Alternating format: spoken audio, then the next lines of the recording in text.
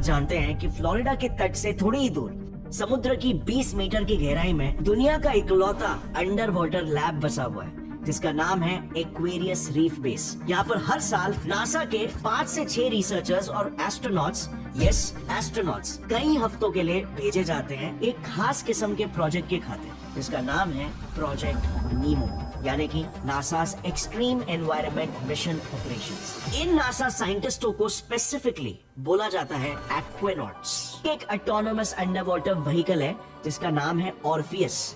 ये समुद्र के 10 किलोमीटर अंदर डीप डाइव करके वहां पर आज रिसर्च कर रही है। NOAA national oceanic and atmospheric administration. So क्या नासा को समुद्र के नीचे किसी एलियन लाइफ फॉर्म होने के सबूत मिले हैं क्या? या फिर पृथ्वी पर कोई बड़ी दुर्घटना घटने वाली है जिसका एहसास नासा साइंटिस्टों को पहले से ही हो चुका है?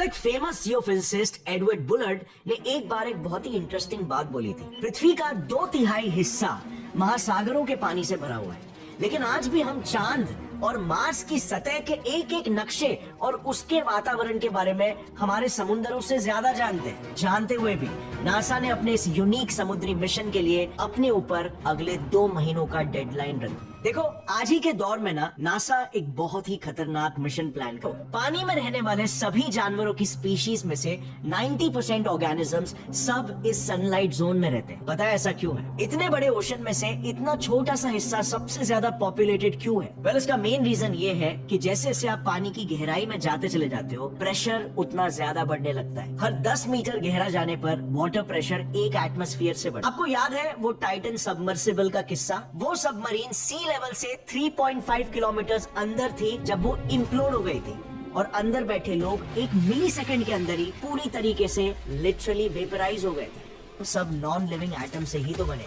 और हम सब पर भी वही लॉज एंड फ्रेंड्स जब एक दूसरे के साथ एक स्पेशल वे में कंबाइन होते हैं तो इनके इंटरैक्शंस, जिसे केमिस्ट्री कहते हैं, से लाइफ का जन्म होता है।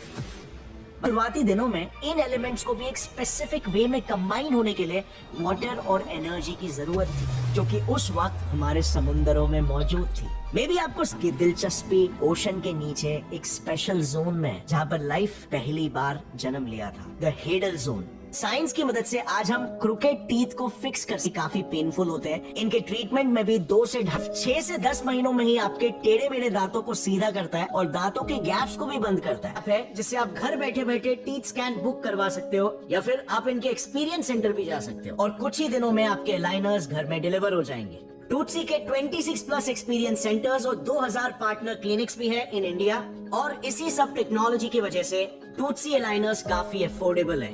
और टूटसी ने 3 लाख से भी ज्यादा स्माइल्स डिजाइन की है। हेडल जोन ना ओशन का सबसे नीचे वाला हिस्सा होता है, जो समुद्री तल को टच करता है। कई जगहों पर ये 11 किलोमीटर की गहराई तक भी जाता है, और ये डेंजरस टेरेन से भरा हुआ है। यहाँ पर पाए जाते हैं हाइड्रोथर्मल वेंट्स। अब हाइड्रोथर्मल वेंट्स यानी कि बेसिकली अंडर वाटर वोल्केनोस, ये जब फटते हैं तब उबलता हुआ पानी और साथ में मिनरल्स और लावा स्टीम रिलीज होता है। ये अंडर वाटर गीजर्स या हॉट स्प्रिंग्स जैसे होते हैं। वेंट से रिलीज हुए पानी का टेम्परेचर अप्रोक्सीमेटली 400 डिग्री सेल्सियस तक हो जाता है। इससे आई एनर्जी ने पृथ्वी में लाइफ को जन्म दिया। इसी एनर्जी की वजह से सबसे पहले कॉम्प्लेक्स बायोमोलिक्यूल्स जैसे प्रोटीन्स, लिपिड्स, आरएनए एक्सेट्रा बने, जिसने फिर फर्स्ट यूनिसेलुलर बैक्टीरियाज और वायरसेस को जन्म दिया, जो फिर लाखों करोड़ों सालों के म्यूटेशंस और एवोल्यूशन के बाद मल्टी सेलुलर प्लांट्स और एनिमल स्पीशीज में तब्दील हो गए। ऐसे शुरुआत हुई थी लाइफ की। हमारे पृथ्वी बहुत ही ज्यादा करीब है, वीनस बहुत ही ज्यादा एसिडिक है, मार्स को तो ऑलरेडी हम स्टडी कर ही रहे हैं, एंड सो फार वहां पर अब तक कहीं पर भी लिक्विड। ये जुपिटर का 4th लार्जेस्ट मून, ओशंस जैसा ही सिमिलर सॉल्ट वाटर ओशन छुपा हुआ है। 1979 के वॉयेजर मिशन और 1989 में लॉन्च हुए गैलीलियो मिशन ने जब यूरोपा के क्लोजअप इमेजेस लिए और स्पेक्ट्रोस्कोपिक डेटा को स्टडी किया, तो ये पता चला कि वैसे तो यूरोपा का सरफेस पूरा सॉलिड आइस से कवर्ड है,